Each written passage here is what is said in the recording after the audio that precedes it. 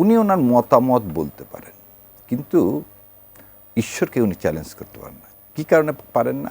আমি তো ঈশ্বরকে বিশ্বাস করি। তাহলে উনি ঈশ্বরকে চ্যালেঞ্জ করা মানে উনি প্রকারান্তরে আমার মতবাদকে চ্যালেঞ্জ করা।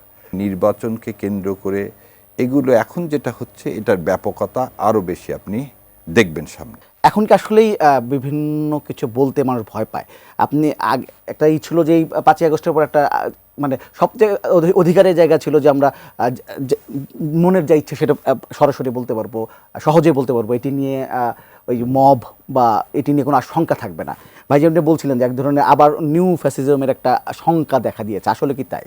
বাউল এই শব্দটা আসছে কিন্তু বিষ্ণু এবং সুফিজম থেকে, মানে হিন্দু এবং মুসলমানের একটা সংমিশ্রণের মধ্যে দিয়ে।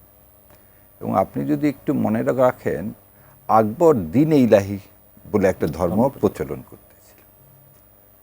ধর্মটা কিন্তু বিশ্বাস, এবং সেই বিশ্বাসের মূল কথাটাই হচ্ছে যে প্রতিটা ধর্মে যে আপনার বিশ্বাস আপনি আরেকজনকে চাপিয়ে দিবেন না, এবং টলারেন্স থাকতে হবে। কি থাকতে হবে?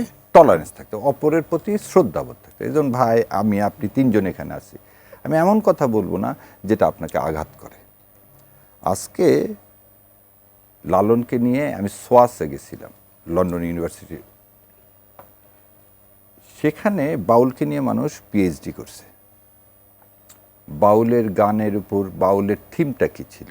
বাউলের থিমটা ছিল মনের মানুষ। মনের মানুষ মানে ইনস্পিরিচুয়াল, আপনি আপনার আত্মাকে দেখবেন।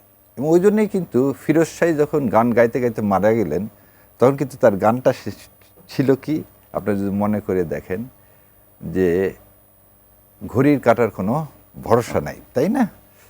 So that is the theme of that song. কিন্তু হঠাৎ করে আপনি কোনো একটা পার্টিকুলার ধর্মকে আঘাত করার জন্য কিন্তু বাউলের সৃষ্টি না। বাউলের সৃষ্টিটাই হচ্ছে একটা ইনক্লুসিভনেসের মধ্যে দিয়ে।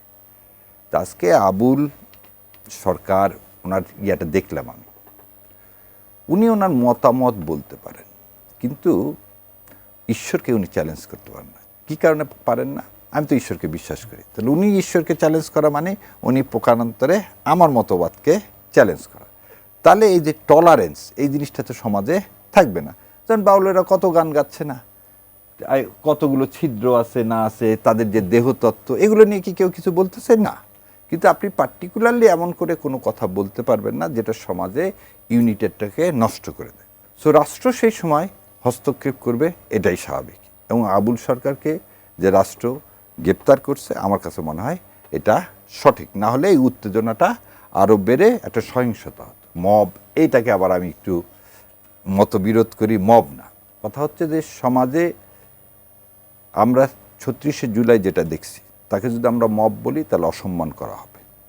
এবং আর একটা জিনিস যদি দেখেন, শৃঙ্খলা, আইন শৃঙ্খলা পরিস্থিতি, নির্বাচনকে কেন্দ্র করে এগুলো এখন যেটা হচ্ছে এটার ব্যাপকতা আরও বেশি আপনি দেখবেন সামনে। কারণ আমরা সবসময় বলতেছি ইন্ডিয়া বাংলাদেশের একটা স্ট্যাবিলিটি কখনোই চায় না।